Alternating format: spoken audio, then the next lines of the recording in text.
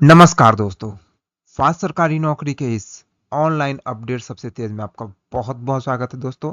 आज की इस वीडियो में बात करेंगे एसएससी एमटीएस का एग्जाम शुरू हो गया है, उसके 30 सितंबर के ऑल शिफ्ट के एनालिसिस के बारे में आज के इस वीडियो में बात करेंगे। इससे पहले कि बता दें, अगर अभी तक आप लोगों ने इस चैनल को सब्सक्राइब नहीं किया होगा तो प्लीज सब्सक्राइब कर दें। तो चलिए आज का यह वीडियो शुरू किया जाए।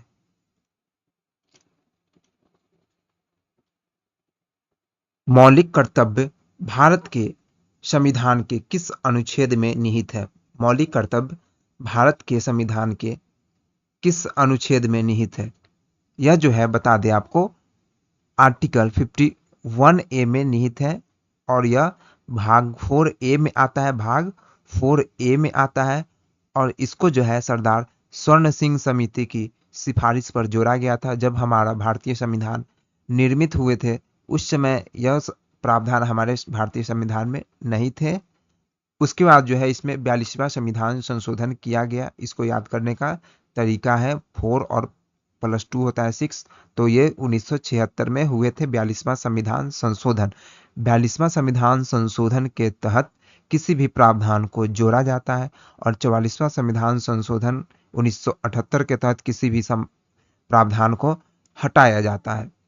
इसमें बात कर ले कि यह जो है आर्टिकल 51A जो है, यह जो है संविधान संशोधन के द्वारा जोड़ा गया था। यह जो है भाग 4A में आता है, भाग 4A में आता है। इसमें फंडामेंटल ड्यूटीज आते हैं जिसको मौलिक कर्तव्य बोला जाता है।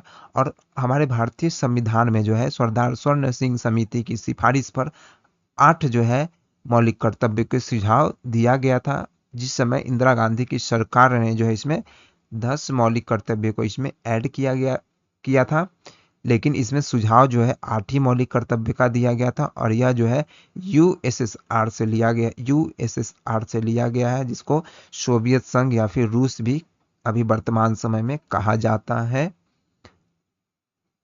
इसमें बात कर लिया जाए, अभी जो है वर्तमान में 10 मौलिक कर्तव्य को जो है उस समय जोड़ दिया गया था और अभी जो है वर्तमान में 11 मौलिक कर्तव्य है, जिसमें जो है शिक्षा का अधिकार अधिनियम 2002 के तहत इसमें ऐड किया गया था, जिसमें पेरेंट्स को जो है सभी पेरेंट्स को 6 से 14 वर्ष के बच्चों को अनिवार्य शिक्षा देना, प्रारंभिक शिक्षा जो है देना अनिवार्य किया गया है इसमें।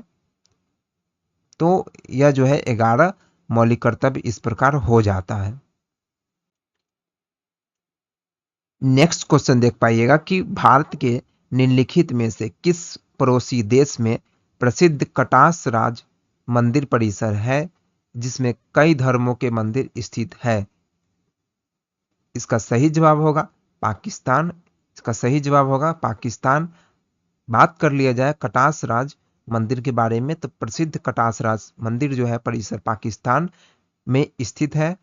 पाकिस्तान के पंजाब प्रांत में जो है चकवाल के पास जो कटास राज मंदिर को मतलब यह जो है सभी धर्मों के लिए यह जाना जाता है, सभी धर्मों के लिए जाना जाता है। नेक्स्ट क्वेश्चन देखिएगा, गणेश रथ मंदिर जो है कहाँ स्थित है जो बेहतरीन अखंड मंदिर में से एक है?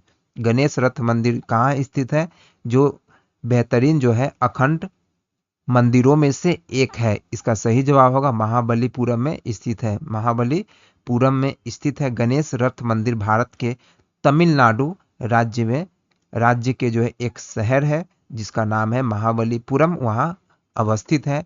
यह एक अखंड मंदिर है जिसका अर्थ होता है कि यह जो है चट्टान के एक टुकड़े से बनाया गया, मतलब चट्टान के एक ही टुकड़ा से यह मंदिर बनाया गया है। और यह मंदिर जो है भगवान गणेश को समर्पित है। यह जो मंदिर है गणेश रथ मंदिर, इसके नाम से ही पता चलता है। और यह मंदिर जो है भगवान जो है हमारे गणेश को समर्पित है। नेक्स्ट क्वेश्चन देखिएगा, बेहदीन खलम किस राज्य का पारंपरिक नृत्य त्योहार है? इसका सही जवाब होगा मेघालय राज्य की है। बेहदीन खलम जो है यह मेघालय राज्य का सबसे अधिक जो है मनाया जाने वाला सांस्कृतिक त्योहार है। यह जो है बुआई की अवधि, यानी जो खेत में फसल की बुआई होती है उसकी अवधि के बाद जुलाई में प्रतिवर्ष मनाया जाता है। यह जो है जुलाई में प्रतिवर्ष मनाया जाता है। बात किया जाए छत्तीसगढ़ के जो है बस्तर दशहरा, भोरम देव महोत्सव, मरई महोत्सव है, और तमिलनाडु में जो है पोंगल, और एक इसमें बात किया जाए थिपुसुम, और यहाँ पर जो है महा महाम हम महोत्सव। यह जो महोत्सव है यह सब देखा जाए गुजरात के जो है नवरात्रि इसमें देख पाइएगा, और रण है और उत्तरकाशी है।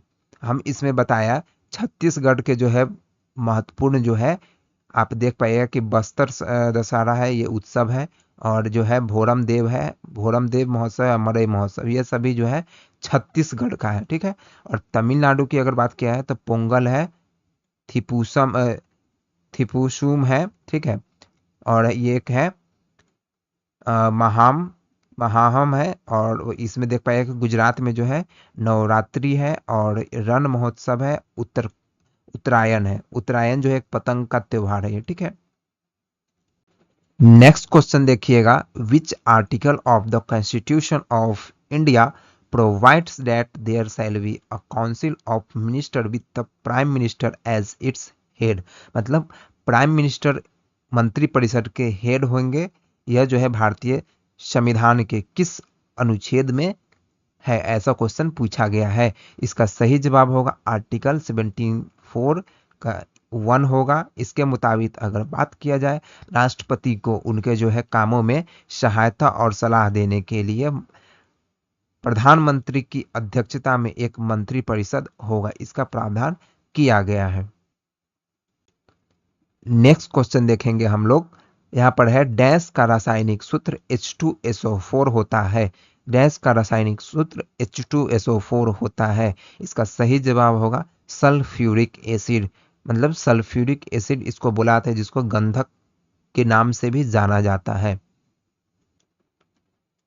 नेक्स्ट क्वेश्चन देखेंगे हम लोग, एशियाई खो खो चैंपियनशिप 2023 का विजेता कौन है। एशियाई खो खो चैंपियनशिप 2023 का विजेता कौन है। इसमें बात किया जाए कि इंडिया जो है इसमें उप विजेता है, ईरान इसमें देख पाइएगा कि विजेता है। चौथे संस्करण 2023 में असम भारत में आयोजित किया गया था, और जो है इसमें पुरुष और महिला दोनों श्रेणियों में भारत ने जीत हासिल की, जिसमें जो है 10 देशों ने भाग लिया। इसमें 10 देशों ने भाग लिया। प्रथम स्थान पर भारत रहा, द्वितीय स्थान पर ईरान रहा।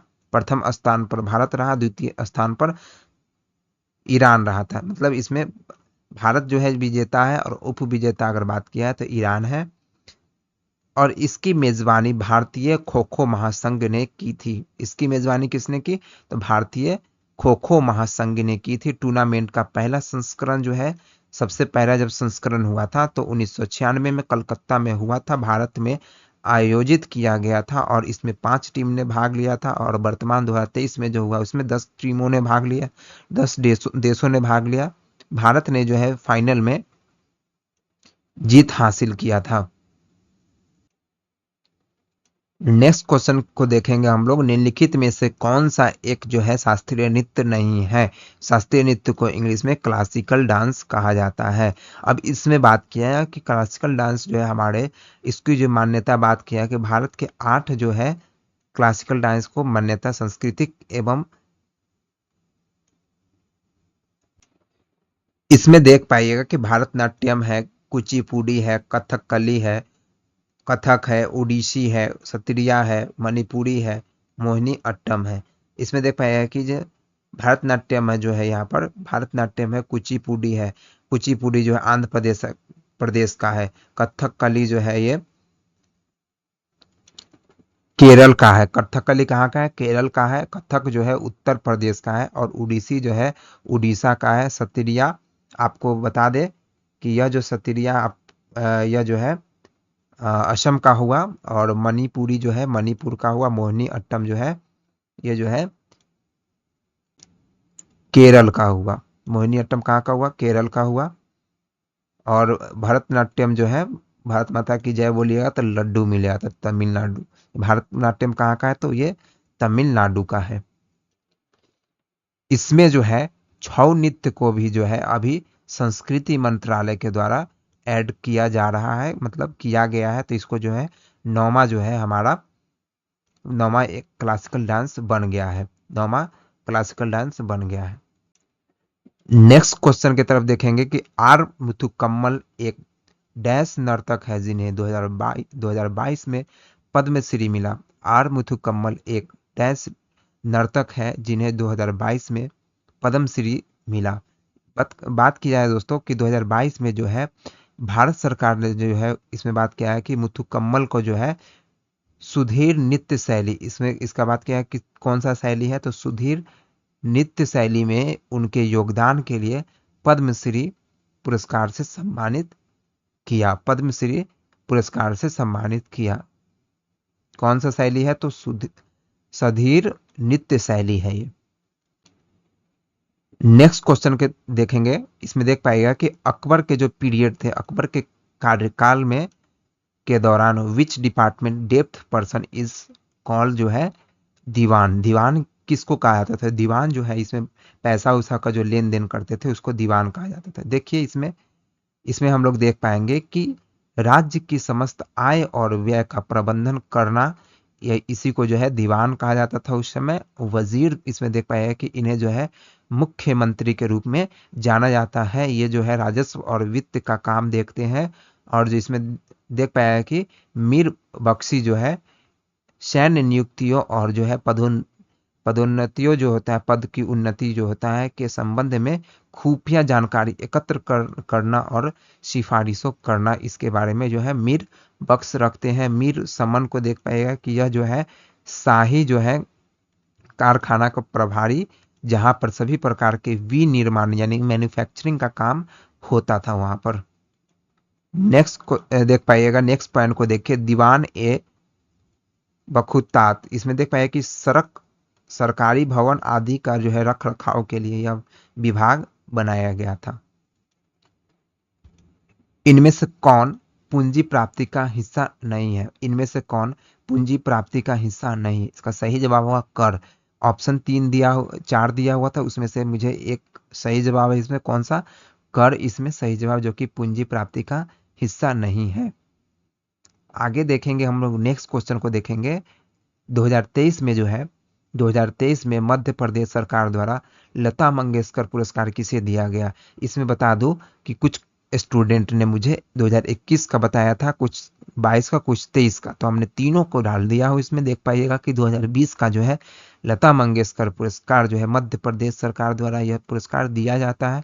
और यह जो है 2020 का आनंद मिलिंद को मिला था, संगीत निर्देशक यानी म्यूजिक डायरेक्टर के लिए इनको मिला था। 2021 का अगर बात किया तो कुमार सानू को मिला था, सिंगर के लिए, सिंगिंग के लिए मिला था, गायक के लिए मिला था। और 2022 का जो है उत्तम सिंह को दिया गया था, संगीत निर्देशक के लिए दिया गया था। और 2023 का जो है KS चित्रा को दिया गया था, यह जो है गायक के क्षेत्र में दिया गया था इन्हें।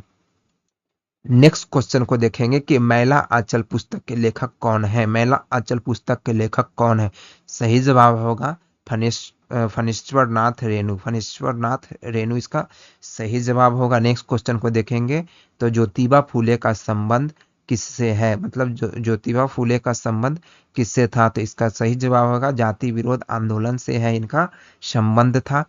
फूले ने जो है अपनी जो है अनुयायियों के साथ जो है 1873 में सत्यशोधक समाज का गठन किया। ज्योतिबा फूले जो है सत्यशोधक समाज का गठन जो है 1873 में किया था, जिसका अर्थ होता है, बात किया है कि सत्य के साधक, मतलब सत्य को साधने वाला को ही सत्य शोधक कहा जाता है, ताकि महाराष्ट्र में जो है निचली जातियों के लिए समान जो है सामाजिक और आर्थिक लाभ प्राप्त मतलब किया जा सके। ठीक है, उन्होंने जो है अपनी पत्नी जो है सावित्रीबाई फुले के साथ पूना में एक बालिका विद्यालय खोला। पूना में इन्होंने जो अपनी पत्नी के साथ क्या खोला, बालिका विद्यालय खोला, यानी यह जो है स्त्री शिक्षा को बढ़ावा दिए थे। उन्होंने बात किया है कि गुलामगिरी, इसमें देख पाया है कि जो उन्होंने विधवाओं के लिए एक आश्रम भी खोला, मतलब विधवाओं के लिए पूरा रूप से कार्य किया इन्होंने। उन्होंने पुणे में लड़कियों के लिए भारत का पहला विद्यालय खोला। उन्होंने गुलामगिरी और बात किया कि श्वेत कन्याचा आसूर जैसे पुस्तकें लिखे, मतलब गुलामगिरी पुस्तक के लेखक अगर पूछा जाए तो ज्योतिबा फूले थे। नेक्स्ट क्वेश्चन को देखेंगे कि पितृदूरा तकनीक जो है निम्नलिखित में से किससे संबंधित है। इसमें देख पाइएगा कि यह तो तकनीक का नाम है पित्रा दूरा, ये तकनीक है। इसमें देख पाइएगा कि वास्तुकला और सजावट से जुड़ी है। यह जो है किससे जुड़ी है, वास्तुकला और सजावट से जुड़ी है। कीमती पत्थरों से बने फूलों के डिजाइन के साथ दीवारों को सजाना है। यही ऑप्शन में था, कीमती पत्थरों से बने फूलों के साथ डिजाइन के साथ जो है दीवारों को सजाना। नेक्स्ट क्वेश्चन को देखिएगा, इंडिया की कौन सी साइड की पहाड़ियों में ज्यादा ठंडा वातावरण रहता है। सही जवाब होगा नॉर्थ का, जो होते हैं उत्तर का, वहां पर ठंडा वातावरण रहता है। नेक्स्ट क्वेश्चन को देखिएगा कि बथुकम्मा जो है त्योहार फेस्टिवल मुख्य रूप से किस राज्य में मनाया जाता है। बथुकम्मा को बात की जाए कि पुष्प उत्सव है, यानी यह जो है पुष्प उत्सव है जो कि मुख्य रूप से तेलंगाना और आंध्र प्रदेश के कुछ हिस्सों में मनाया जाता है। इसे जो है दुर्गा नवरात्रि के दौरान 9 दिनों तक मनाया जाता है। इस त्योहार में महागौरी की पूजा की जाती है। बथुकम्मा फेस्टिवल में महागौरी की पूजा की जाती है, और यह जो है नवरात्रि में बात किया है कि दुर्गा नवरात्रि के दौरान 9 दिनों तक मनाया जाता है। नेक्स्ट क्वेश्चन को देखेंगे, when carbon dioxide means CO2 is mix with water in a cold drink it react to produce. जब हम लोग जो है कार्बन डाइऑक्साइड को पानी में मिलाया जाता है तो यह क्या बनाता है। अब इसमें बात किया है दोस्तों कि CO2 जब H2O के साथ जब मिलते हैं तो यह H2CO3 जिसको कार्बोनिक एसिड कहा जाता है वह निर्माण करते हैं। कार्बोनिक एसिड का निर्माण होता है। नेक्स्ट क्वेश्चन को देखेंगे कि foot shot is related to which sport. किस स्पोर्ट से जो है फुट शॉट जो है शब्दावली रिलेटेड, इसका सही जवाब होगा फुटबॉल से संबंधित है। नेक्स्ट क्वेश्चन को देखेंगे कि 1991 की जनगणना के अनुसार किस राज्य का साक्षरता दर सबसे अधिक था। अब 1991 की जनगणना को हम लोग देख रहे हैं, ठीक है, 2001 2011 नहीं देख रहे, 1991 की जनगणना पूछा गया था। अब इसमें बात किया जाए कि केरला का जो है 89.79% साक्षरता दर थी, जो कि सबसे अधिक था। मिजोरम का 82 सेकेंड स्थान पर थे 82.27, और लक्षद्वीप जो है यहाँ पर 81 जो कि एक केंद्र शासित प्रदेश है। 1991 में भारत की कुल साक्षरता दर जो है 52% थी। 1991 में पुरुष साक्षरता दर अगर बात किया जाए तो 63.9%, और महिला साक्षरता दर जो है 39.4% थी। विंग्स ऑफ फायर पुस्तक किसकी ऑटोबायोग्राफी है, मतलब wings of fire is an autobiography of which, किनकी है। तो विंग्स ऑफ फायर जो है ये APJ अब्दुल कलाम की ये जो है आत्मकथा है, जिसको इंग्लिश में ऑटोबायोग्राफी कहते हैं।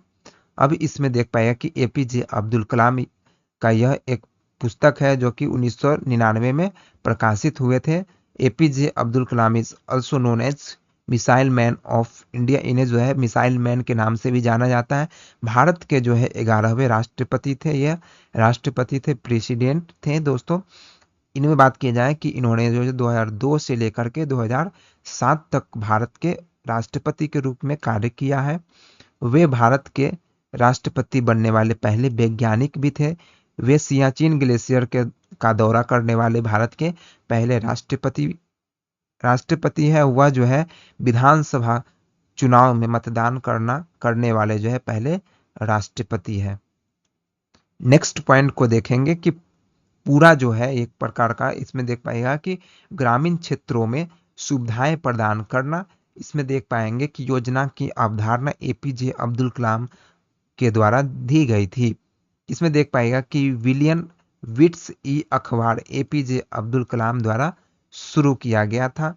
इन्होंने 1997 में भारत रत्न पुरस्कार से सम्मानित किया गया था, मतलब इन्हें जो है 1997 में भारत रत्न पुरस्कार दिया गया था, जो कि भारत का सर्वोच्च नागरिक सम्मान है। इसके बाद भारत रत्न के बाद पद्म भूषण, उसके बाद पद्मश्री आते हैं, जो कि सीरियली जो है ऊपर से नीचे सबसे वरिष्ठ जो है इसमें देख पाएंगे कि भारत रत्न सबसे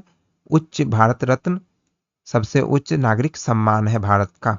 एपीजे अब्दुल कलाम की कुछ कृतियों को देखते हैं, मतलब इनकी जो है उल्लेखनीय कृतियों को देखते हैं। सबसे पहला इनमें देख पाएंगे हम लोग इंडिया 2020, इसमें देख पाएंगे इग्निटेड माइंड्स जो है, और नेक्स्ट जो है इसमें इंडोमिटेबल स्पिरिट है, advantage India from challenge to opportunity, ये जो है इन्हीं की रचनाएं हैं। अभी तक जितने भी टीसीएस के द्वारा पूछे गए हैं आत्मकथा, ऑटोबायोग्राफी, तो उसको जो है अभी हम लोग देखेंगे। इसमें देख पाएंगे कि the story of my experiment with truth, सत्य के साथ मेरा प्रयोग, ये महात्मा गांधी की ऑटोबायोग्राफी है। ये how I became a Hindu, ये जो है सीताराम गोयल का जो है यह आत्मकथा है। अब इसी में अगर पूछ दिया जाए why I am a Hindu, या अगर पूछा जाए तो ये जो है शशि थरूर का ये ऑटोबायोग्राफी है। ये नेक्स्ट पॉइंट देखिएगा, a shot at history, Rohit Brijnath का है। प्लेइंग इट माई वे, ये जो सचिन तेंदुलकर को है, सचिन तेंदुलकर का ये जो है प्लेइंग इट माई वे, ये ऑटोबायोग्राफी है इनकी। The test of my life, ये युवराज सिंह की ऑटोबायोग्राफी है। इसमें देख पाएंगे द इसमें देख पाए एस अगेंस्ट ऑड्स जो है ये सानिया मिर्जा के ऑटोबायोग्राफी है। नेक्स्ट देखेंगे the race of my life, Milkha Singh की ऑटोबायोग्राफी है ये। The bandage queen of India, ये एंड इंडियन वीमेंस, ये जो है फूलन देवी की ऑटोबायोग्राफी है। ये मैटर्स ऑफ जो है डिस्क्रिशन है जो है ये अंडर, इसमें देख पाएंगे कि कुमार गुजराल का जो है ये आई के गुजराल, ये जो है हमारे भारत के प्रधानमंत्री रह चुके हैं। ये आई के गुजराल जिनको इंद्र कुमार गुजराल कहा जाता है, इनकी जो ऑटोबायोग्राफी है मैटर्स ऑफ डिस्क्रिशन है। Six machine, I don't like cricket, I love it, ये जो है क्रिस गेल का जो है ये ऑटोबायोग्राफी है। फ्रीडम इन एक्साइल जो है 14th, ये जो है दलाई लामा की ऑटोबायोग्राफी है। कंट्रोवर्शियल जो है योर्स, ये शुएब अख्तर की जो है ऑटोबायोग्राफी है। Faster than lightning, my autobiography, ये जो है उसेन बोल्ट की ऑटोबायोग्राफी है। माई स्टोरी, यह जो है कमाला शुरिया, ये जो है ऑटोबायोग्राफी है कमाला शुरिया की। इतने सारे जो है ऑटोबायोग्राफी थे, सभी टीसीएस के द्वारा किसी न किसी शिफ्ट में पूछा गया था। अगर हमारा एक्स्ट्रा फैक्ट आपको थोड़ा भी अच्छा लग रहे होंगे और इसका पीडीएफ पाना चाहेंगे तो हमारे टेलीग्राम चैनल से जुड़ जाइएगा। चलिए नेक्स्ट क्वेश्चन की तरफ बढ़ते हैं। Who was the court poet of Harshvardhan, मतलब राजा जो हर्षवर्धन के दरबारी कवि कौन थे। इसमें देख पाएंगे कि हर्षचरित्र जो है कन्नौज के शासक हर्षवर्धन की जीवनी है। इसमें बात करेंगे कि जो उनके दरबारी कवि बाण भट्ट द्वारा ये जो है संस्कृत में रचित है। हर्षचरित्र अगर बात करेंगे कि कन्नौज के शासक कौन है, हर्षवर्धन की जीवनी है ये, जो उनके दरबारी कवि बाण भट्ट के द्वारा ये संस्कृत भाषा में रचित है। तो इसमें हर्षवर्धन के दरबारी कवि अगर बात की जाए तो यह जो है बाण भट्ट है, और इन्होंने जो है कादम्बरी नामक एक नाटक भी लिखा है। बाण भट्ट की लिखी जो है एक नाटक है जिनका नाम है कादम्बरी। अब इसमें बात किया जाए कि वेन सॉन्ग एक जो है चीनी यात्री है। वेन सॉन्ग क्या है, एक चीनी यात्री है, एक तीर्थ यात्री है ने हर्ष के दरबार का जो दौरा किया। चीन जाने के बाद एक कविता जो है सी यू की जो है, जिसमें कहा गया जिसका अर्थ होता है पश्चिम की दुनिया लिखी, ठीक है ना। इसमें देख पाएंगे कि हरि शेख जो है गुप्त सम्राट का जो है समुद्रगुप्त के दरबारी कवि थे। समुद्रगुप्त के दरबारी कवि अगर बात किया जाए तो हरिसेन थे। हरिसेन गुप्त जो है समुद्रगुप्त के दरबारी कवि थे। दो और ऑटोबायोग्राफी को हम लोग देखते हैं। रोमांसिंग विथ लाइफ जो है देव आनंद की है, ऑटोबायोग्राफी है। ये राजा माला जी, ये रविशंकर की रविशंकर प्रसाद की ऑटोबायोग्राफी है। नेक्स्ट पॉइंट को देखेंगे कि बाण भट्ट राजा हर्षवर्धन के दरबारी कवि थे। बाण भट्ट कौन थे? राजा हर्षवर्धन के दरबारी कवि थे। चंदबड़ दाई जो है पृथ्वीराज चौहान के दरबारी कवि थे। और भवभूति जो है कन्नौज के राजा यशोवर्मन की दरबारी कवि थे। यशोवर्मन की दरबारी कवि बात करें तो भवभूति, और पृथ्वीराज चौहान की तो चंद्रबड़ दाई होगा, और हर्षवर्धन की तो बाण भट्ट। नेक्स्ट क्वेश्चन की तरफ बढ़ते हैं। What type of goods are capital goods, यानी पूंजीगत वस्तु किस प्रकार की वस्तुएं होती है? सस्ते होती है, या फिर टिकाऊ होती है, या फिर निम्न दर होती है? किस प्रकार की होती है? ये ऑप्शन था। ठीक है, अब इसमें देखा जाए कि यह जो है कैपिटल गुड्स क्या होते हैं, मतलब पूंजीगत वस्तुएं क्या होती है। इसमें बात किया जाए कि पूंजीगत वस्तुएं जो होती है टिकाऊ वस्तु होती है। यह कैसा होती है? तो टिकाऊ होती है। इसका सही जवाब क्या होगा? टिकाऊ होगा, जिसका प्रयोग जो है उत्पादन प्रक्रिया में किया जाता है। पूंजीगत वस्तुओं के उदाहरणों में जो है विनिर्माण उपकरण, जैसे कि माल के परिवहन के लिए प्रयोग किए जाने वाले वाहन, और डेटा संश्लेषण, डेटा एनालिसिस के लिए उपयोग किए जाने वाले कंप्यूटर सिस्टम शामिल है। नेक्स्ट क्वेश्चन की तरफ बढ़ते हैं। इसमें देख पाएंगे कि अभिनय बिंद्रा, इसमें बात किया जाए, इसके बारे में बात करते हैं कि ओलंपिक में जो है व्यक्तिगत रूप से अगर बात किया जाए कि कोई भी पदक बात किया जाए, इसमें तो आपको देख पाएंगे कि गोल्ड मेडल है, लेकिन कोई पदक के बारे में बात करते हैं कि सबसे पहला पदक अगर लाने वाला बात किया जाए भारतीय कौन थे, तो इसका सही जवाब होना चाहिए केडी जादव। केडी जादव जो थे, कोई भी पदक के रूप में, या फिर वो सिल्वर हो गोल्ड हो, तो उन्होंने जो है 1952 के जो है हेलेंस्की ओलंपिक में ब्रॉन्ज मेडल जीते थे। जिसमें जो है खेल अगर बताया जाए तो कुश्ती खेल में इन्होंने ब्रॉन्ज मेडल जीता था, ब्रॉन्ज मेडल। ओके, अब इसमें बात किया जाए कि अभिनय बिंद्रा जो है व्यक्तिगत रूप से अगर बात किया है ओलंपिक में स्वर्ण में पदक जो है जीतने वाले प्रथम भारतीय थे। स्वर्ण स्वर्ण पदक है इसमें, लेकिन कोई भी पदक में बात किया जाए तो केडी जादव जो है प्रथम थे जिन्होंने ब्रॉन्ज मेडल जीत कर लाया था। नेक्स्ट क्वेश्चन को देखेंगे कि भारत ने किस ओलंपिक खेल में पहली बार स्वर्ण पदक जीता था? India one gold medal for the first time in which Olympic?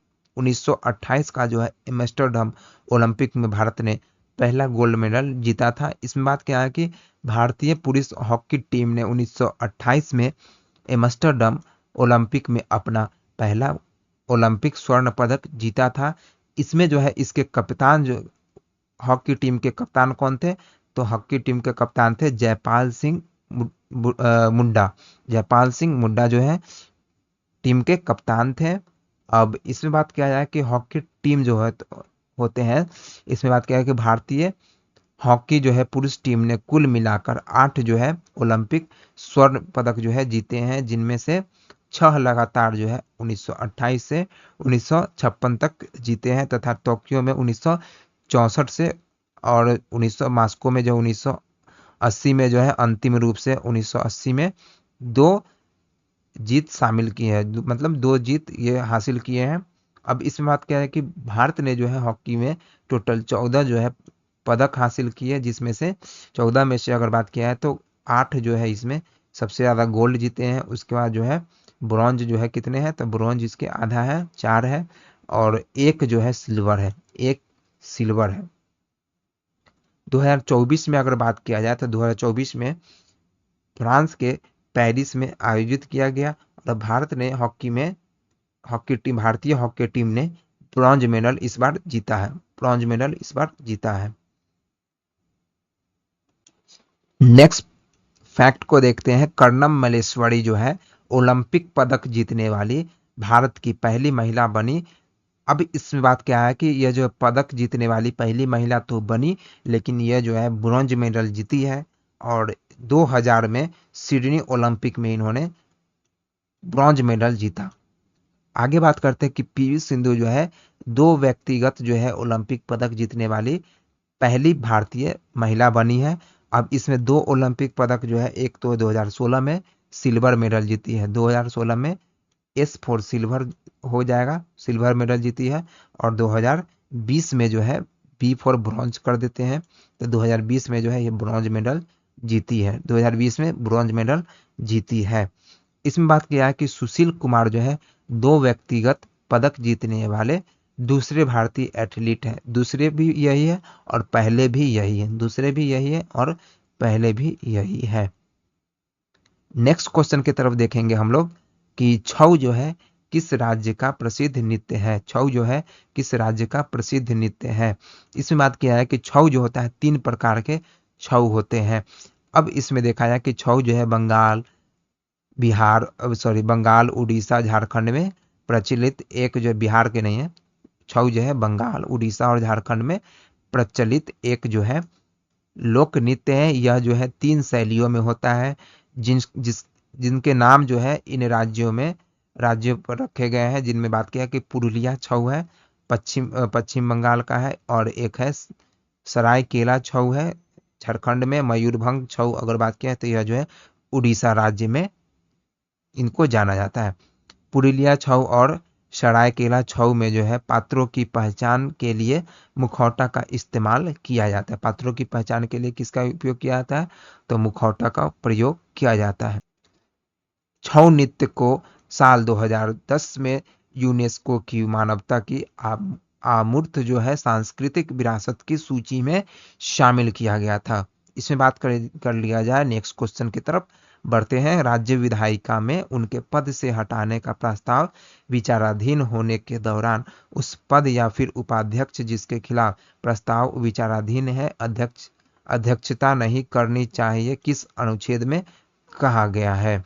इसमें बात किया जाए कि अनुच्छेद 181 में यह प्रावधान किया गया है और अनुच्छेद 182 में राज्य विधान परिषद की अध्यक्ष और उपाध्यक्ष के बारे में बताता है। नेक्स्ट पॉइंट को देखेंगे हम लोग। अनुच्छेद 180 के बारे में बात करते हैं कि राज्य विधायिका के कार्यकाल के कर्तव्यों का पालन करने या फिर अध्यक्ष के रूप में कार्य करने के लिए उपाध्यक्ष या किसी अन्य व्यक्ति की शक्ति को बताता है। नेक्स्ट क्वेश्चन की तरफ बढ़ते हैं। हम लोग देख पाएंगे कि स्वतंत्रता आंदोलन के दौरान 63 दिन के जो है अनिश्चितकालीन भूख हड़ताल में किस क्रांतिकारी की मृत्यु हो गई। 63 स्वतंत्रता आंदोलन के दौरान की बात किया गया है।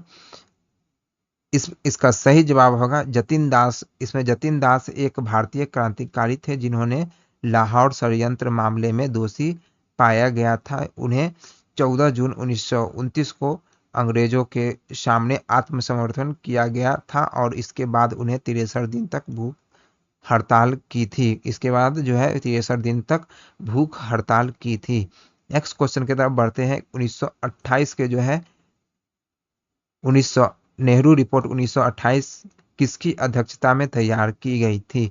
मोतीलाल नेहरू की अध्यक्षता में गठित एक समिति ने साल 1928 में नेहरू रिपोर्ट तैयार की थी। अध्यक्षता जो है मोतीलाल नेहरू की थे और इसके जो है सचिव कौन थे, तो सचिव जो थे जवाहरलाल नेहरू, जो कि मोतीलाल नेहरू के बेटा थे, ये इनकी सचिव थे।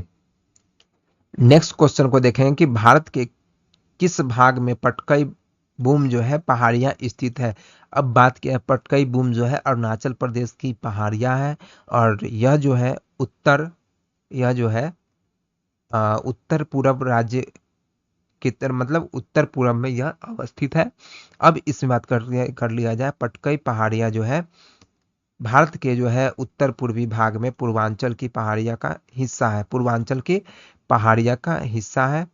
नेक्स्ट पॉइंट देखेंगे इसमें, पटकई पहाड़ियां जो है बर्मा के साथ मिलने वाली भारत की उत्तर पूर्वी सीमा पर स्थित है। पटकई श्रृंखला नागालैंड, मेघालय, मिजोरम मणिपुर तक फैली हुई है। पटकई पहाड़ियाँ में 3 मुख्य जो है श्रृंखलाएं हैं। पटकई बूम है, खुशी गारो जयंतिया है श्रृंखला है। मतलब खासी जिसको बुलाता है, खासी गारो और जयंतिया।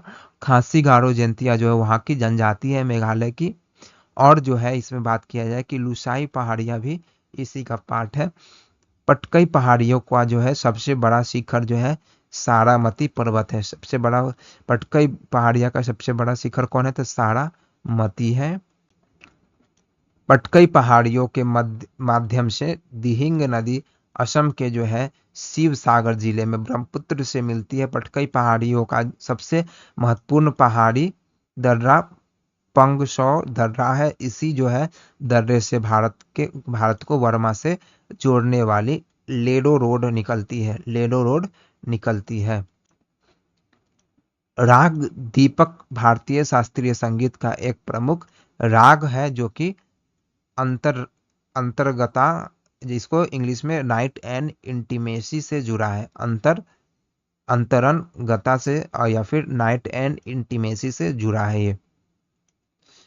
नेक्स्ट क्वेश्चन की तरफ बढ़ते हैं। Who was appointed as the acting director of the enforcement directorate यानी ईडी जिसको बुलाता है शॉर्ट में, सितंबर 2023 में किसे जो है प्रवर्तन निदेशालय यानी ईडी का कार्यवाहक निर्देशक के रूप में नियुक्त किया गया था। इसका सही जवाब होगा राहुल नवीन को जो है, राहुल नवीन को 14 अगस्त 2024 को प्रधानमंत्री नरेंद्र मोदी की अध्यक्षता में कैबिनेट की नियुक्ति समिति में ने जो है प्रवर्तन निदेशालय का जो है प्रवर्तक निदेशालय का पूर्वकालिक निदेशक नियुक्त किया। नेक्स्ट क्वेश्चन की तरफ बढ़ते हैं। इसमें देख पाएंगे कि आरएनए जिसको कि राइबोन्यूक्लिक एसिड कहा जाता है। अब इसमें देख पाएंगे कि आरएनए जो है सभी जीवित कोशिका में पाया जाता है, मतलब लाइव सेल में पाया जाता है, कोशिका के नाभिक और फिर जीव द्रव साइटोप्लाज्म में पाया जाता है। आरएनए का संश्लेषण यानी सिंथेसिस आमतौर पर कोशिका के नाभिक में होता है। आरएनए को कोशिका के जो है कोशिका द्रव यानी साइटोप्लाज्म में संग्रहित किया जाता है। नेक्स्ट क्वेश्चन को देखेंगे। Which type of constitution does India है, भारत के पास किस प्रकार का संविधान है। बोथ फ्लेक्सिबल एंड यानी लचीला और कठोर दोनों है। नेक्स्ट में इसमें देख पाएंगे कि subtracting depreciation from the gross domestic product यानी जीडीपी गिव्स, मतलब सकल घरेलू उत्पाद से जो है मूल्य ह्रास घटाने पर क्या मिलता है। इसका सही जवाब होगा नेट डोमेस्टिक प्रोडक्ट यानी एनडीपी मिलता है, शुद्ध घरेलू उत्पाद मिलता है। यदि हम जो है जीएनपी में से मूल्य ह्रास को जो है घटाते हैं तो हमें प्राप्त होने वाली कुल आय का माप डैश कहा जाता है। इसमें देख पाएंगे कि is equal to net national product. इसमें देख पाएंगे कि इसको जो है नेट नेशनल प्रोडक्ट कहा जाता है। इसमें जीएनपी से मतलब ग्रॉस नेट प्रोडक्ट जो इसमें बात किया जाए, इसमें अगर उससे जो है मूल्य ह्रास को घटाते हैं तो नेट नेशनल प्रोडक्ट मिलता है। नेक्स्ट क्वेश्चन की तरफ बढ़ेंगे। इसमें देख पाएंगे कि इनमें से कौन से समूह का नष्ट बलवन के द्वारा किया गया था। चहल गानी या फिर चालीसा को जो है 40 दासों के समूह के रूप में जाना जाता है। इसे जो है 1266 में गयासुद्दीन बलबन ने नष्ट कर दिया था। एक्स्ट्रा फैक्ट को देखते हैं। बलबन जो है उन्होंने जो है लौह और रक्त की नीति को अपनाया। उसने नियाबत ए खुदाई और जिन ए इलाही की उपाधि को स्वीकार किया। उसने फारसी जो है शिष्टाचार सिजदा और बात किया जाए पाबोश सिजदा और पाबोश पेश किया। उसने सैन्य विभाग जो है दीवान ए आरज की स्थापना की। नेक्स्ट पॉइंट को देखिएगा। वह जो है फारसी साहित्य का संरक्षक और फिर अमीर खुसरो का विशेष पक्षधर था, मतलब अमीर खुसरो का वो पक्षधर भी था। नेक्स्ट बात किया जाए कि मौर्य वंश के संस्थापक कौन थे। मौर्य वंश के संस्थापक कौन थे, तो इसका सही जवाब होगा चंद्रगुप्त मौर्य ने जो है 322 ईस्वी में मौर्य साम्राज्य की स्थापना की। चंद्रगुप्त मौर्य का जो है उत्तराधिकारी जो है बिंदुसार हुआ। मौर्य वंश के जो है सबसे महान शासक अगर बात किया है तो अशोक हुए। अशोक ने लोगों अशोक के ज्यादा शिलालेख या फिर प्राकृत भाषा में है और ब्राह्मी लिपि में लिखे गए हैं। मौर्य वंश का अंतिम शासक वेदरथ है और मौर्य वंश ने जो है अपने ही सेनापति जो है पुष्यमित्र शुंग जो है उनकी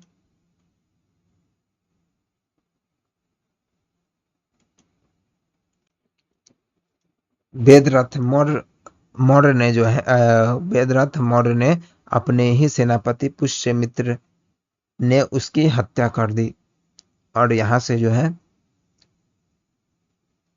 शुंग वंश की शुरुआत किया उन्होंने।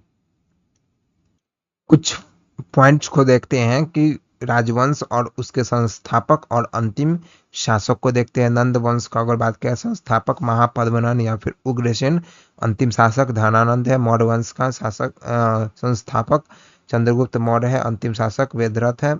गुप्त वंश का संस्थापक चंद्रगुप्त प्रथम है और इसका जो है स्कंदगुप्त जो है अंतिम शासक है। शुंग वंश की स्थापक संस्थापक जो है पुष्यमित्र शुंग है और इसके जो अंतिम शासक जो है देवभूमि है।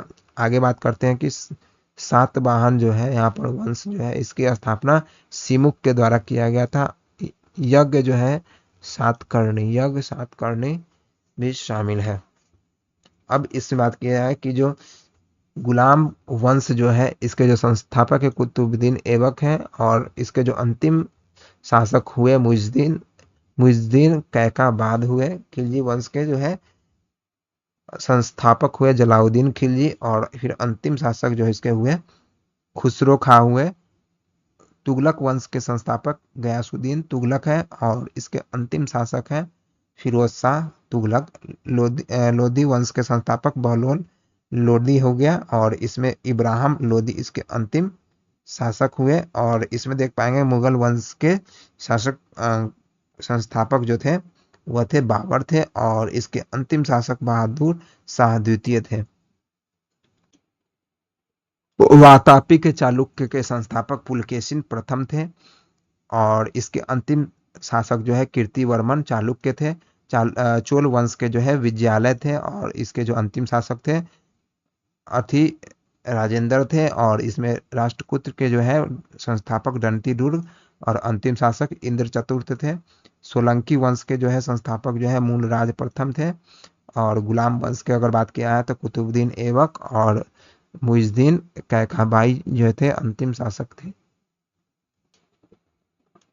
नेक्स्ट क्वेश्चन को देखते हैं कि the chemical formula of sodium bicarbonate, जिसको बेकिंग सोडा कहा जाता है, इसका रासायनिक सूत्र होते हैं NaHCO3, जिसका प्रयोग जो है खाना पकाने, कीट नियंत्रक और फिर आग बुझाने के यंत्र के रूप में प्रयोग किया जाता है। चलिए और भी कुछ केमिकल फार्मूला एंड इट्स सूत्र को देखते हैं। इसमें देख पाएंगे कि साधारण नमक जो है NaCl है और बेकिंग सोडा है NaCO3, धोवन soda Na2CO3, 10H2O, caustic soda NaOH है और इसमें देख पाएंगे कि सुहागा जो है Na2B4O7 10H2O। फिटकिरी फिर है, इसमें देखो फिटकिरी को पोटास अलम भी बुलाता है तो K2 से पोटास K2SO4 और Al2SO4 का होल थ्राइस और 24H2O हो जाएगा KMNO4। इसको लाल दवाई के पोटेशियम पर मैग्नेट जिसको बोला जाता है लाल दवाई के रूप में इसका नाम जाना जाता है। और सोडा बात किया है तो KNO3 पोटेशियम नाइट्रेट है। अब इसमें विरंजक चूर्ण को बात किया है कि CaOCl2 होगा और चूने की पत्थर CaOH2 का होल ट्वाइस होगा। जिप्सम CaSO4 इंटू 2H2 होगा। प्रोड्यूसर गैस अगर बात किया है तो CO plus N2 producer gas होगा। CO प्लस N2 जो है प्रोड्यूसर गैस है। मार्स गैस CH4 है और सिरका जो है CH3COOH है। नमक अम्ल जो है Cl होता है। सोडा का अम्ल NO3 है। नाइट्रिक एसिड इसको बोला जाता है। और शुष्क बर्फ जो है CO2 को बोला जाता है। हरा कशिश अगर बोला जाता लोहा वाला बात होगा तो इसमें हो जाएगा FeSO4 इंटू 7H2 हो जाएगा। सिल्वर हॉर्न सिल्वर जो है AgCl होगा और भारी जल होगा D2O होगा। ठीक है। According to the census 2011 the union territory with the lowest literacy rate, मतलब यूनियन टेरिटरी बताना था जिसमें कम पढ़ा लिखा लोग हैं 2011 की जनगणना के अनुसार। इसका सही जवाब होगा दादरा एंड नगर हवेली। साक्षरता दर है 76.24%। यहाँ पुरुषों की साक्षरता दर जो है 85.17%, जबकि महिलाओं की साक्षरता दर जो है 64.32% थी। नेक्स्ट देखते हैं, इसमें देख पाएंगे कि झारखंड की जो है साक्षरता दर अगर बात किया जाए तो झारखंड का 66.41 है, और इसमें मेल का अगर बात किया जाए तो 76.84 है, और फीमेल की 55.42 है। राजस्थान में बात किया है तो 66.14 है, और इस बात किया जाए 79.19 जो है पुरुषों की है। यानी सबसे कम पढ़ा लिखा अगर बात किया है तो सबसे कम पढ़ा लिखा बिहार, उसके बाद अरुणाचल प्रदेश, उसके बाद राजस्थान, उसके बाद झारखंड आते हैं। और सबसे कम पढ़ा लिखा में है नीचे से ऊपर, और सबसे ज़्यादा पढ़ा लिखा जो है वो आपको केरला है। केरला सबसे ज़्यादा पढ़ा लिखा राज्य है, और उसके बाद लक्षद्वीप है, उसके बाद मिजोरम है। तो ये राज्य थे जो पढ़े लिखे ज़्यादा है, और पढ़े लिखे कम में बिहार, अरुणाचल प्रदेश, राजस्थान। नेक्स्ट क्वेश्चन को देखते हैं कि किसके कारण जो है आप इसमें देख टमाटर का रंग लाल होता है। किसके कारण टमाटर का रंग लाल होता है? तो लाइकोपीन के कारण टमाटर का रंग लाल होता है। और गाजर का रंग जो होता है और कैरोटीन के कारण होता है। और इसमें देख पाएंगे कि चिली का जो मिर्च का जो होता है उसको कैप्सिकम होता है, जिसके कारण वो हरा दिखता है। प्याज का लाल रंग जो है एंथोसाइनिन के कारण होता है। और चुकंदर में विटानिन जो होता है, विटामिन एक नामक एक जो है यौगिक, उसके कारण यह जो है प्रेजेंट होता है। आगे बात करते हैं कि मुंबई में जो है नालंदा नृत्य अनुसंधान केंद्र की संस्थापक जो है कनक रेले जो है का संबंध किस किस नृत्य से है? कनक रेले का संबंध किस नृत्य से है, इसको देखेंगे। मोहिनी अट्टम जिसमें बात किया है, उन्हें पद्मश्री से 1989, पद्म भूषण से जो 2013, और संगीत नाटक अकादमी पुरस्कार 1994 में, और कालीदास सम्मान 2006 में। मोहिनी अट्टम के कुछ प्रमुख कलाकार जिसमें बात किया जाए सुनंदा नायर है, और कलामंडलम है, कलामंडलम, कल्याणी कुट्टी अम्मा जो है। और आगे बात किया है कि जयप्रभा मेनन, पल्लवी पल्लवी कृष्णन गोपिका जो है। इसमें बात किया है कि वर्मा, विजया लक्ष्मी, और राधा दत्त, रेमा श्रीकांत, ये सभी जो है बात की जाए मोहिनी अट्टम के प्रमुख कलाकार हैं। अब आगे बात करते हैं मोहिनी अट्टम में जो है क्या क्या बजाए जाते हैं।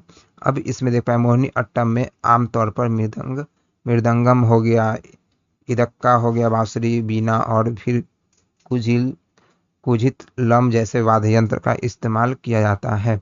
आगे इसमें देख पाएंगे हम लोग कि मानसरोवर जो है किस राज्य में अवस्थित है। मानसरोवर किस राज्य में अवस्थित है? मानसरोवर मेघालय राज्य में अवस्थित है। किस पहाड़ी पर अवस्थित है? गारो खासी पर्वत जो है इस पर अवस्थित है। और बात किया है भारत के मेघालय राज्य में शिलोंग पठार अवस्थित है। अगला बात करते हैं इसमें भारत के साथ कितने देशों का सीमा साझा करता है? भारत के साथ कितने देशों का सीमा सटता है? तो इसका सही जवाब 7। पाकिस्तान पहला, दूसरा हो जाएगा अफगानिस्तान, नेपाल, फिर चीन हो जाएगा, बांग्लादेश हो जाएगा, भूटान और फिर म्यांमार होगा, जो भारत के साथ मुख्य भूमि साझा करते हैं। और इसकी भूमि सीमा 15,200 किलोमीटर, और जबकि इसकी तटीय रेखा 7,516.6 किलोमीटर ये साझा करती है। अब बात करते हैं इंडिविजुअल रूप से चीन कितना और भारत कितना। अब इसमें देख पाएंगे कि चीन के साथ सीमा की लंबाई 3,000 जो है 488 किलोमीटर है, और पाकिस्तान के साथ सीमा की लंबाई 3,223 किलोमीटर है। नेपाल के साथ सीमा 1751 है, 1751।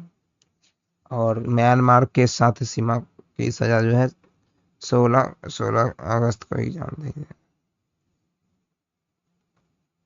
अब इसमें बात किया जाए, भूटान के साथ जो है सीमा जो है 699 किलोमीटर है, अफगानिस्तान के साथ जो है 106 किलोमीटर है। तो ये सभी क्वेश्चन पूछे जाते हैं किन के साथ कितना शेयर करते हैं क्षेत्र।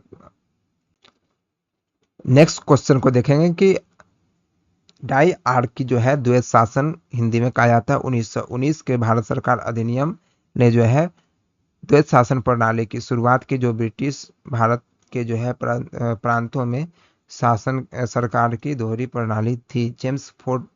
लॉर्ड चेम्सफोर्ड भारत के वायसराय थे। अब इसमें बात करते हैं कि रबी फसल डैश तक बोई जाती है, रबी फसल कब तक बोई जाती है। अब इसका देखेंगे जवाब कि रबी फसल जो है अक्टूबर से दिसंबर के सर्दियों के महीने में बोई जाती है, जिनकी कटाई जो है अप्रैल से जून तक की जाती है। गेहूं हो गया, जौ हो गया, मटर हो गया और सरसों सभी रबी की प्रमुख फसल है। खरीफ फसल जो है फसलें जून जुलाई में बोई जाती है और इनकी जो कटाई है वो अक्टूबर नवंबर के बीच में होती है। खरीफ फसलों में जो है चावल, मक्का, कपास, बाजरा बाजरा हो गया, शकरकंद, उड़द जैसी फसलें जो है शामिल है। खरीफ की फसल में को जो है मानसून की आवश्यकता होती है। ज्यादा ज्यादा की बात किया है कि फसलें मार्च में जो है। अब इस बात क्या है कि जो जायद फसल जो है हम लोग जानते होंगे कि जायद फसल क्या होता है। तो जायद फसल जो होते हैं पैसे के लिए होते हैं, वो 1-2 महीने के लिए किया जाता है।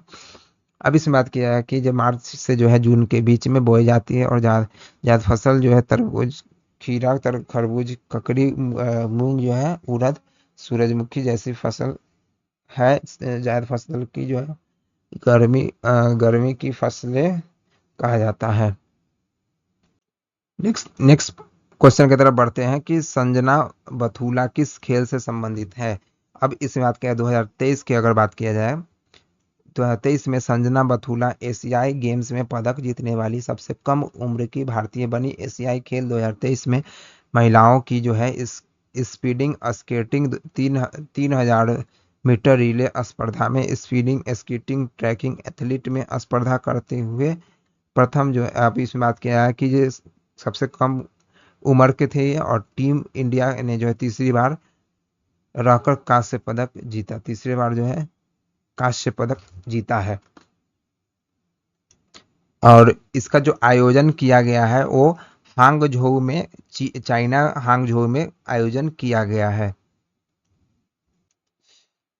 निम्नलिखित में से किसे इंदौर घराना की स्थापना के लिए जाना जाता है। इसमें देख पाया कि उस्ताद जो है आमिर खां को जो है इंदौर घराना की स्थापना के लिए जाना जाता है। इंदौर घराना भारतीय शास्त्रीय, इसमें बात किया है कि इंदौर घराना, इसमें घराना भारतीय शास्त्रीय संगीत के जो है मुखर घराने में से एक है, जिसकी स्थापना आमिर खान ने की थी। इस इंदौर घराने के प्रदर्शन को जो है विलंबित टेम्पो द्वारा जो है अब्दुल जो है वाहिद खां की शैली में जो है नोट किया गया है और जो है रजब अली खां की याद ताज़ा की गई है। और इसमें आमिर खां के जो है कुछ प्रसिद्ध गायक और जो है शिष्य पंडित अमरनाथ शंकर लाल और मिश्रा जो है इसमें कंचना बनर्जी, पूर्वी मुखर्जी आदि है इसमें। और यह यहाँ कुछ जो है प्रमुख हिंदुस्तानी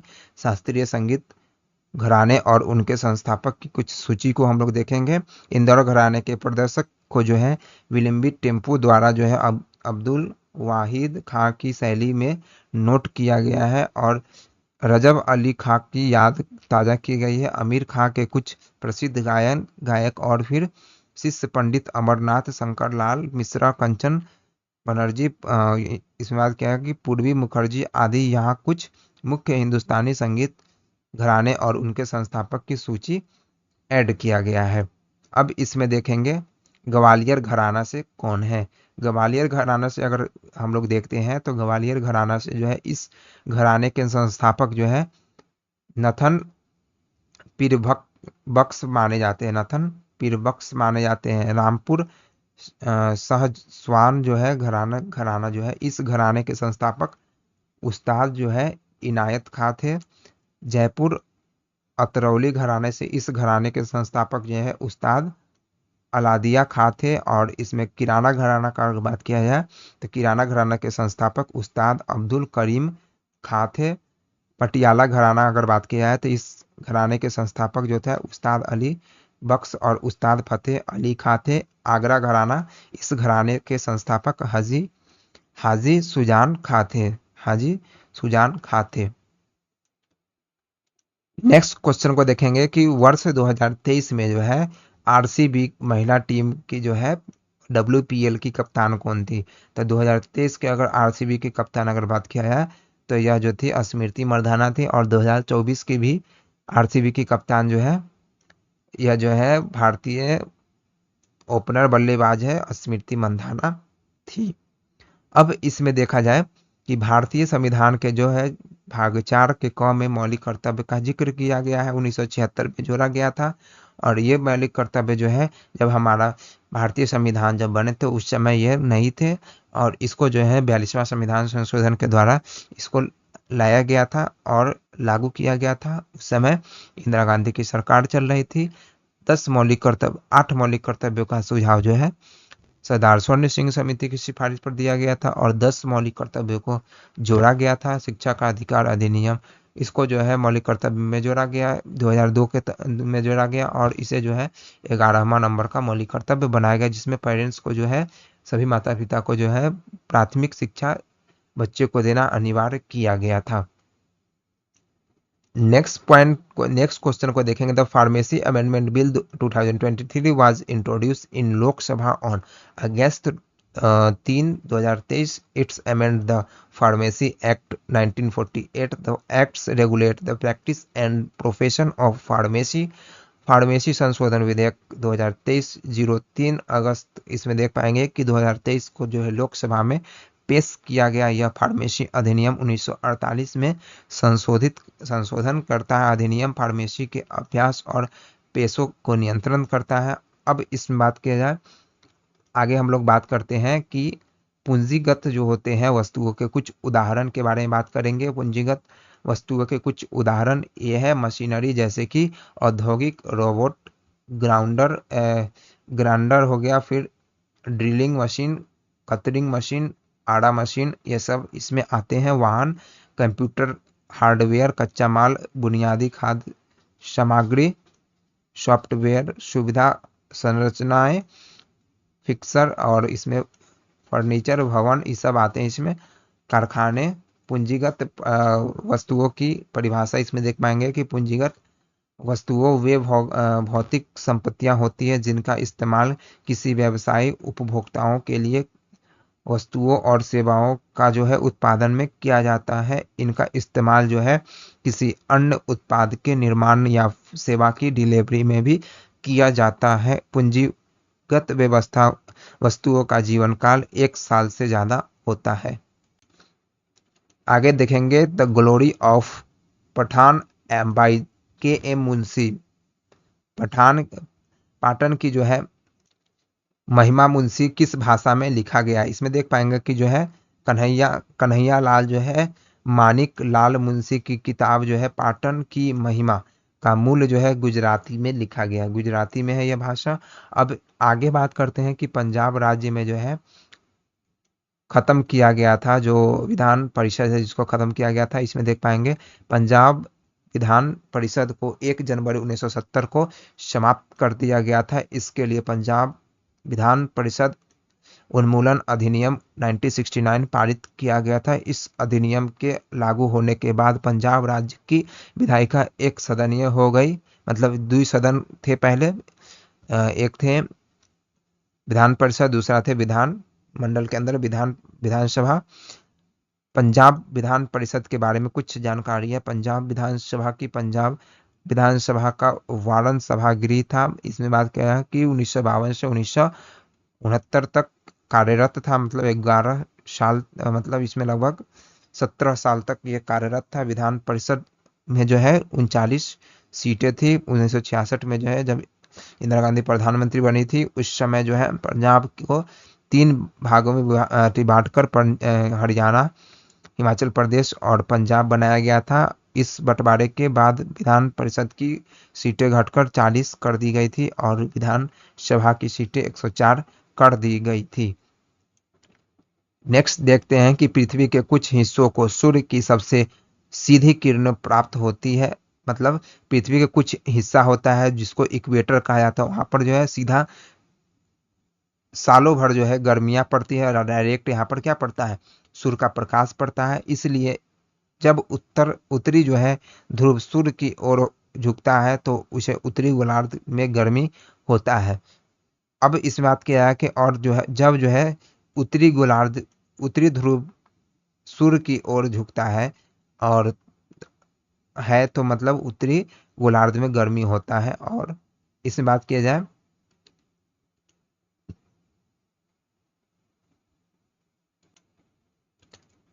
जब दक्षिणी ध्रुव सूर्य की ओर झुकता है तो उत्तर गोलार्ध में सर्दी होता है। यानी इस स्टेटमेंट का कहना है कि अगर हमारा पृथ्वी इस तरीके से है तो ऊपर हमारा उत्तरी उत्तरी ध्रुव होता है। अगर सूरज अगर ऊपर होंगे तो इधर वाला जो साउथ पोल होंगे, साउथ पोल के तरफ वाले, इधर सर्दी पड़ेगा। तो यही इसका कहना है। तो यहाँ पर हमारा एनालिसिस समाप्त होता है। अगर यह वीडियो थोड़ा भी अच्छा लगेगा तो लाइक करिएगा, सब्सक्राइब कर दीजिएगा और बेल आइकन को दबा कर रखिएगा ताकि आपको एमटीएस से रिलेटेड पल पल की अपडेट हम आप तक पहुंचाते रहें। वीडियो को समाप्त करते करते हैं। तब तक के लिए जय हिंद। मिलते हैं अगले वीडियो में।